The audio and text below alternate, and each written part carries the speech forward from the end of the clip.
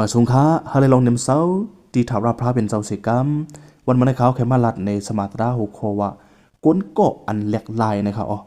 ในย้ำข่าวตราซื้อเปียวโยหันตอนเก่าหมายเศร้าหักก้นนั่นก็ตอบลาดเลยว่าเจ้านั่นเป็นก้นอันมีอเปียดหืออัมมีอเปียดหือเกาคาอัมหูคาอันเกาคาหูลองหนึ่งซ้ำเกาคาในอ่อนตั้งตามหมอดอตอเลียวในหมักตาไหลหันเย้านั่นกล้วยอวานังในเปลี่ยนลองตั้งก้นตามหมอดก้อนนึงมันไหลตาแค้นกว่าเนยเจ้าเยซูคริสต์ค่ะ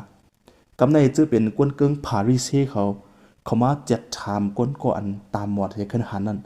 เพอเฮ็ดบันเฮตาหันมากขึ้นเขาใครถามเสียหาตั้งพิษตั้งอับเปียดเนอเจ้าเยซูคริสต์กำในก้นตามหมอดในขึ้นตอบว่าเกาคำหู้ว่าเจ้านั้นมีอับเปียดหาอัมมีอับเปียดเกาคาหู้ว่าวันตั้งเกาคาเป็นก้นตามหมอดยามในเป็นก้นก็อันหันตายเขาขามัดด้วยในลงอันไหนเขาเดี๋ยวไรหันเปิงอันหนึ่งทีแล้วเนี่ยมันเข้าเจอตีว่าเจ้าเยซูมีอเปียธรรมมีอเปียธา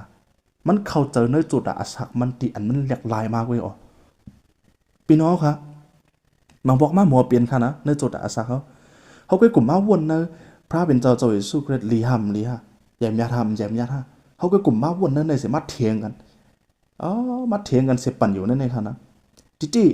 ที่ว่าเจ้าเยซูคริสต์ลีมยาธาลีมยาธามันรู้กว่าด้วยดีเลยค่ะหลดด้วยในเจ้าเก่าในค่ะเนื้อตูเจ้าเก่าเนื้อจูดอาศักเขาเนี่ยกูก่อเนี่ยห้างเผอห้างมันเนี่ยมาวนด้วยเจ้าเยซูลีมยาธกาหือเนี่ยมาวนด้วยในตูเจ้าเก่าค่ะโปเป็นก้นโกอันไรฮับอยู่มัดเจ้าเยซูคริสต์ดีว่าเป็นพระอันลีมยาธเนื้อจูดอาศักมันอยู่ติดเต้เนี่ยมันเตหลุไรมีลองตีอันเลียกลายค่ะตื่นเดี๋ยวไรเลียกลายกูก่อค่ะในจำ2 กอริงทูค่ะนะ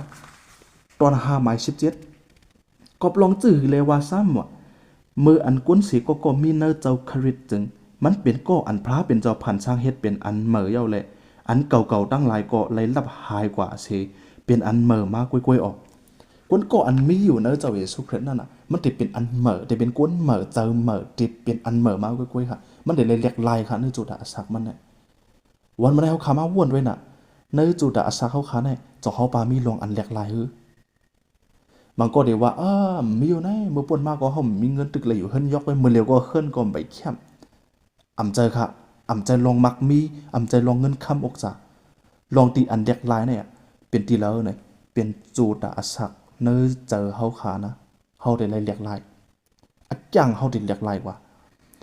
โปก้นก็อันมีอยู่เนื้อเจ้าเยซูคริสต์เลยฮับอยู่มัดเจ้าเยซูคริสต์เจ็ดจางเนี่ยมันได้เลยมีอยู่ค่ะลองตีอันเรียกลายเจอมาเปลี่ยนตัวเปลี่ยนเจอมานั่น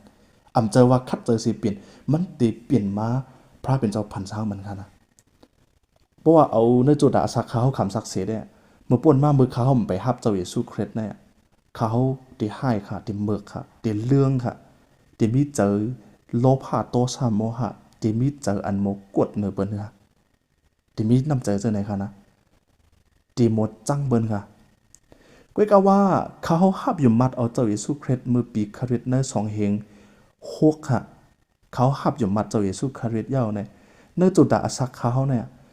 จังเบิ้นเอาค่ะหมอฮักมีเจอเมตตาเนื้อเบิ้นมากค่ะ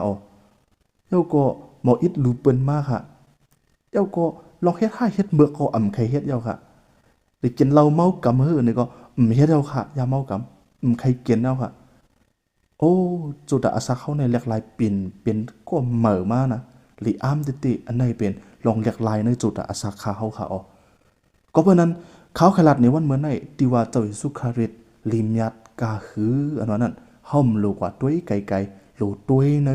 ตูเจ้าเก่านะค่ะจองเขาปาเป็นก็ที่อันเรียกลายอันไหนที่เป็นศักดิ์ศรีอันหนึ่งที่เจ้าเยซูคริสต์ลิมยัดนะในจุดอาศักเขาให้พี่น้องเขากุก็และคู่สมาตราอันในแหละจัดเชด้วยของอาศักจุดอาศักของไปของมันเสเขาขาจองปลาเป็นก้นก็อันเรียกลายในจุดอาศักคือเพราะอันไปเปลี่ยนในเขาขาขึ้นไม่กว่าขึ้นปัลลังกว่าหาศกถอมด้วยสมาตราตั้งเกิดยอดของเจ้าเยซูคริสต์และขึ้นหับยมมัดเจ้าเยซูคริสต์วันตั้งในข้าวไข่หมกลาดพี่น้องเขากุก็ให้พระเป็นเจ้าปันตั้งลีมังลาดีพี่น้องเขากุก็สิกรรมค่ะเมื่อสูงค่ะ